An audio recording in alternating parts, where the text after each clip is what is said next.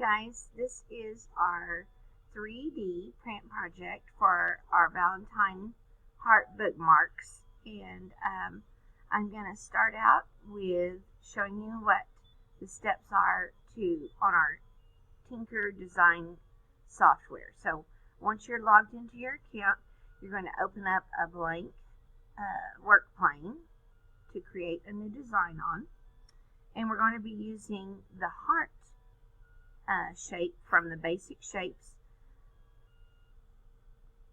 So you'll scroll down and then drag your heart over to the center of your work plane, and we're going to be changing the size of this. So it looks pretty small right now, but actually we're going to decrease the size a little bit more. We're going to take this height, so I'll grab the handle here, and we're going to make that 10 become a 1. This is in millimeters. So now it's 1 millimeter thick, and I can move the plane there. You can see that it's a little flatter than it was before. Alright, I'll select it again to get the handles. Now this part we're actually going to increase. I put decrease on the instructions, but it's actually we're adjusting the size because we're going to decrease the height. And now this width and length, the X and Y axis, we're going to be increasing. So if I go to the corner and I start to drag, it's going to highlight both of these. And I could either try to steady my hand enough to get them the right numbers, or I could just go and click on each of the blocks and type in 50 and then enter, and it will automatically take it to 50 millimeters when I push enter. So now we have 50 by 50 by 1 millimeter, and that is the size that we wanted. Now, if you want, you're welcome to go up here and change the color while you're working. I like to do that because it helps me see when I'm working on different pieces.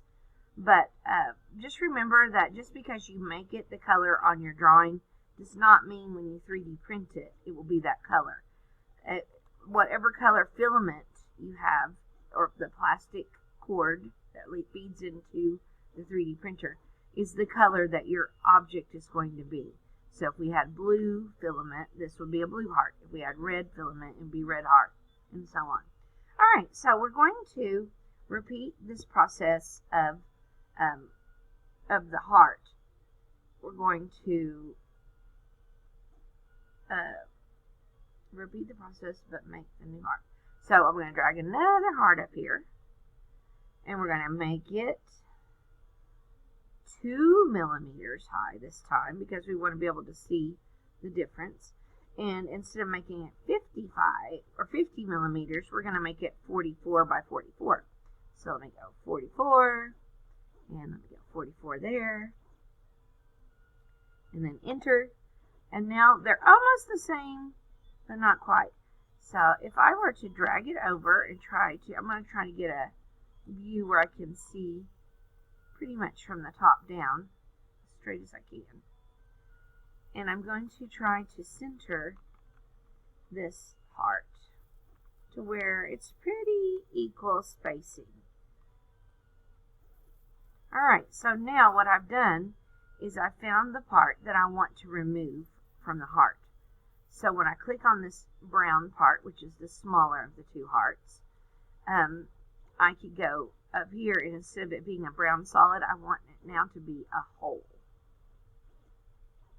Alright, now remember my hole was 2 millimeters, so it really doesn't have to be 2 millimeters, so I'm going to drop it back down to 1 now.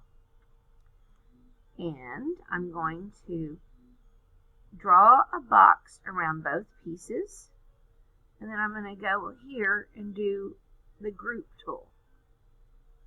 When I group them together, remember that inside was invisible, or the whole part.